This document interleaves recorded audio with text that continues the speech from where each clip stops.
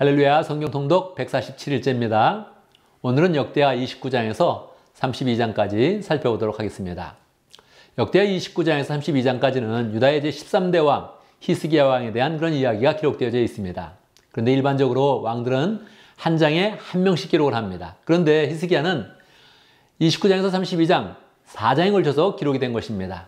히스기야 왕에 대한 그런 기록은 열왕기 하에서도 3장, 이사야 말씀에서도 36장부터 4장에 걸쳐서 기록이 되어져 있습니다. 왜 이렇게 히스기야에 대한 내용이 길게 기록되어져 있을까요? 그는 하나님 앞에 큰 열정을 보였고 백성들을 신앙으로 잘 인도한 그런 선왕입니다. 그래서 유다의 그런 3대 선왕 중에 한 사람이다. 그렇게 이야기를 하지요. 자, 히스기야에 대한 그런 내용을 한 장씩 살펴보도록 하겠습니다. 29장에 보면 히스기야가 왕이 되었습니다. 그는 왕이 되어서 첫 번째 해에 한 일이 성전을 수리하는 일이었습니다. 성전문을 활짝 열었습니다. 그의 아버지 아스 때 성전문이 굳게 닫혔고 성전의 기구들도 많이 회파가 되었고 그리고 또 성전에 이방적인 것을 또 갖고 들어오기도 하였습니다. 그래서 성전에 더러운 것들은 다 내어버리고 태워버리고 성전을 깨끗이 청소하고 성전을 성결하게 만들었습니다. 이렇게 성전을 성결히 하는 데 시간이 16일이 걸렸죠. 이것을 하고 나서 히스기야는 백성들과 함께 하나님 앞에 속죄 제물을 드렸습니다. 그리고 하나님 앞에 번제를 드리면서 하나님 앞에 헌신할 것을 결단하고 마지막에 화목제물을 드리면서 백성들과 함께 하나님의 은혜를 누리는 그런 시간들을 가졌던 것입니다.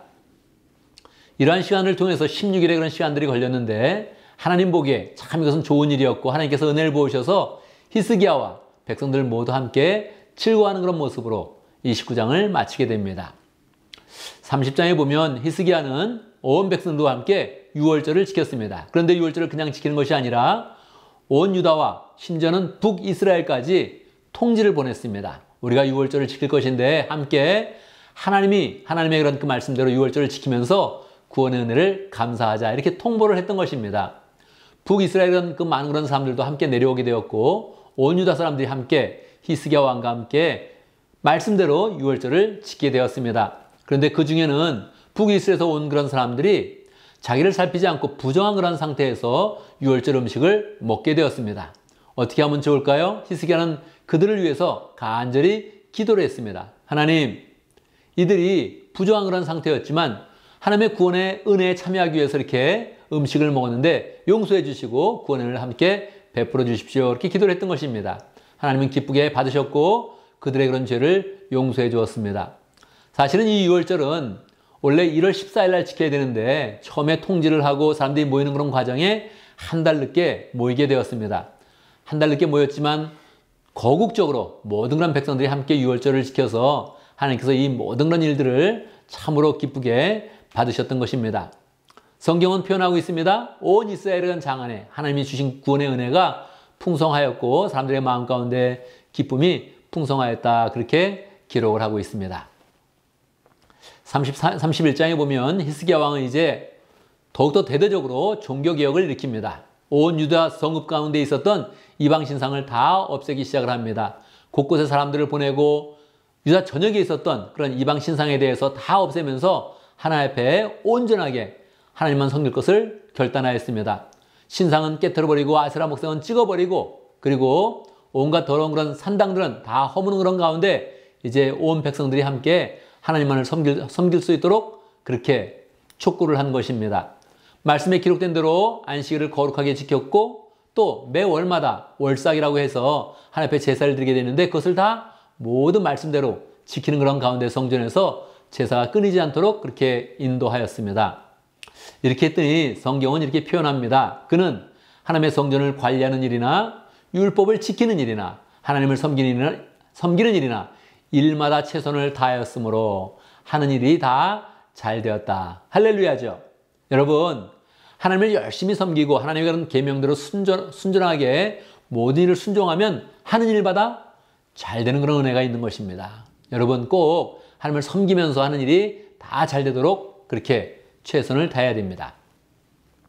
32장에 보면 이제 히스기야 이렇게 잘 했는데 히스기야가 원래 예루살렘에 있는 그런 산당을 없애지 않았습니까? 그 아스 왕이 그 아스리아가 섬기고 있었던 그런 산당의 그런 재단을 예루살렘에 세우는데 히스기야가 그것을 없앤 것입니다. 이것을 고약하게 생각해서 아수리아가 핑계를 대서 대대적인 그런 군사를 이끌고 예루살렘을 쳐들어왔습니다. 아수리아는 그 당시에 강대국이었고 쉽게 예루살렘은 포위가 되었습니다. 포위가 되었을 때 히스기야는 어떻게 했을까요? 열심으로 하나님을 섬기면서 기도를 했던 것입니다. 그런데 히스기야가 기도하면 기도할수록 아수리아 왕 산헤립은 그의 그런 신앙과 기도를 다 비웃습니다. 그리고 유다 백성들에게 이야기를 하죠. 너희는 히스기야를 믿지 말아라. 내가 여러 나라를 다 점령했는데 그 나라의 그런 신들이 나의 그런 손에서 구한 신들이 아무도 없다. 너희 신들이 나의 그런 칼과 창에서 구하겠느냐 하면서 더 조롱을 하는 것입니다. 유다 사람들을 막 조롱을 하고 있을 때 하나님은 그에게 굳건한 그런 그 마음을 주셨고 신앙을 주셨습니다. 그리고 하나님께서 약속해 주셨습니다. 내가 너를 지켜주겠다. 두려워하지 말아라. 그렇게 말씀을 해주셨죠. 어떻게 하나님께서 처리를 해주셨을까요? 그냥 한날에 18만 5천 명이 되는 그런 군사들이 다 죽게 되었습니다. 산헤립은 부끄러워서 그렇게 자기 고국으로 돌아가게 되었고 그의 그런 인생은 자기 아들들에게 암살을 당해서 그냥 죽고 만 것입니다. 여러분, 우리 인생의 결국을 정확히 알아야 됩니다. 하나님의 이름을 그렇게 모욕하는 자 반드시 그 인생이 어려워지게 되는 것입니다. 그런데 아쉬운 것은 히스기야의 그런 말년에 그는 병이 한번 들었다가 낫게 되었는데 여러 그런 사절단들이 오게 되자 그는 과시하는 그런 그 마음을 가졌습니다. 심지어는 바벨론 신흥 왕국이 있는데 그 사절단을 보냈을 때 무기고와 성전의 그런 그 모든 그런 보물들과 그런 것들을 다 보여주게 된 것입니다. 그러니 어떻게 되겠습니까? 바벨론 사람들은 돌아가서 예루살렘을 치면 거기에 보물이 많이 있습니다. 이렇게 생각해서 또 전쟁 준비를 잘해와서 예루살렘을 치게 된 것입니다. 이것을 보고 하나님의 그런 사람은 바로 책망을 하였는데 히스기야는 그 책망 가운데서 완전한 회개를 하지 못하고 그냥 자기의 그런 당대에 잘한 일이 많이 있어서 하나님께서 용서해 주시고 그 다음 때에 일어난다고 했으니 이것은 참으로 그냥 평안한 일입니다 하고 넘어가게 되었던 것입니다. 그래서 그의 그런 그 말년은 조금 더 아쉽게 끝나게 되는 것이죠. 여러분, 우리의 그런 인생 가운데 하나님을 섬기면 하나님께 축복을 많이 주십니다. 우리는 끝까지 하나님을 잘 섬겨서 우리 인생이 잘못되거나 시험에 들거나 악에 빠지는 일이 없도록 그렇게 더 최선을 다해야 할 것입니다. 감사합니다.